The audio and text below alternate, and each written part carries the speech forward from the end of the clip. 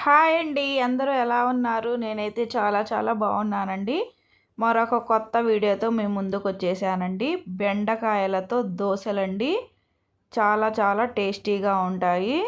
జిగురు అస్సలు ఉండదండి. ఇవైతే సాఫ్ట్‌గా మెత్తగా ఉంటాయండి స్పాంజిల్లాగా. మనం ఈ బెండకాయ దోసెలు ఎలా తయారు చేశానో ఇప్పుడు నేను చేసి చూపించబోతున్నానండి. ముందుగా ఒక కప్పు బొంబాయి రవ్వ తీసుకుందామండి. అదే కప్పుతోటి సేమ్యాలు కూడా తీసుకుందాము. తీసుకొని 2 కప్పుల వరకు నీళ్లు వేసుకొని నానబెట్టుకుందామండి. నేను తీసుకున్న కప్పుకి 2 కప్పుల నీళ్ళు అయితే సరిపోతాయండి. మూత పెట్టేసుకొని ఒక 10 నిమిషాల పాటు నానబెట్టుకుందామండి. తర్వాత చూడండి ఎలా నానిపోయిందో. ఇలా నానితే సరిపోతుందండి. మిక్సీ జార్లోకి అయితే వేసేసుకుందాము. ఈ బెండకాయ దోసెలు చాలా చాలా టేస్టీగా ఉంటాయండి. స్పాంజుల్లాగా మెత్తగా ఉంటాయి. అలాగే అరకప్పు పెరుగు కూడా వేసుకుందాము. బెండకాయ ముక్కలండి, ఒక కప్పు బెండకాయ ముక్కల్ని కూడా వేసేసుకుందాము. కొద్దిగా కొత్తిమీర అండి వేసుకొని మెత్తగా మిక్సీ పట్టేసుకుందామండి. కొద్దిగా నీళ్లు పోసుకుంటూ చూడండి ఇలా మెత్తగా మిక్సీ పట్టేసుకుంటే సరిపోతుంది. తర్వాత ఒక బౌల్లోకి అయితే తీసేసుకుందామండి. తీసేసుకొని రుచికి సరిపడే సాల్ట్ కూడా వేసుకుందాము. నేను ఎటువంటి తినే సోడా కానీ ఈనో కానీ ఏమీ వేయలేదండి. కొద్దిగా సాల్ట్ వేసుకుందామండి. వేసుకొని మొత్తం కలిసేటట్టుగా కలుపుకుందాము.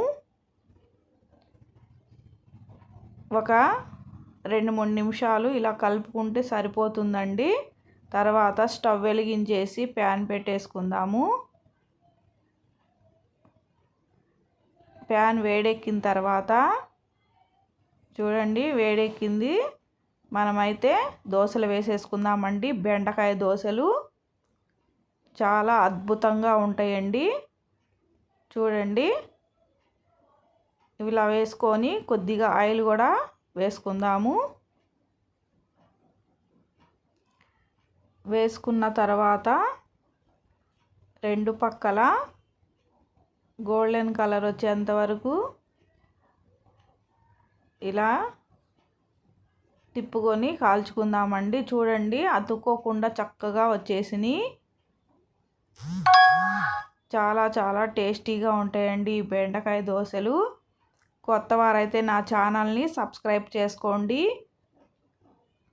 మిగతా పిండిని కూడా ఇలాగే వేసేసుకుందాము. కొద్దిగా ఆయిల్ కూడా వేసుకుందామండి.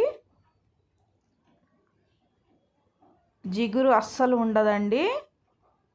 చాలా చాలా మెత్తగా టేస్టీగా ఉంటాయండి ఈ బెండకాయ దోసెలు. మీరు కూడా మీ ఇంట్లో ఒకసారి ట్రై చేయండి. ఎలా వచ్చిందో కామెంట్ చేయండి. కొత్త వారైతే నా ఛానల్ని సబ్స్క్రైబ్ చేసుకోండి. చూడండి మిగతా పిండిని కూడా ఇలాగే వేసేసుకుందాము.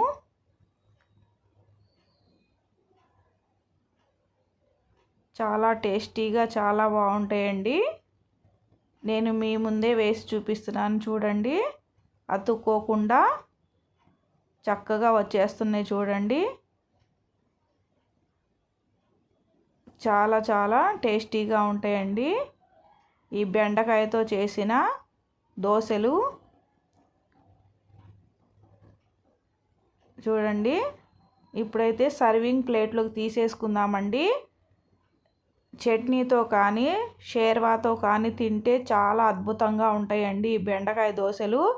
మీరు కూడా మీ ఇంట్లో ఒకసారి ట్రై చేయండి. ఈ వీడియో కనుక నచ్చినట్లయితే లైక్ చేయండి, షేర్ చేయండి, కామెంట్ చేయండి, హైప్ చేయండి ప్లీజ్ ఫ్రెండ్స్.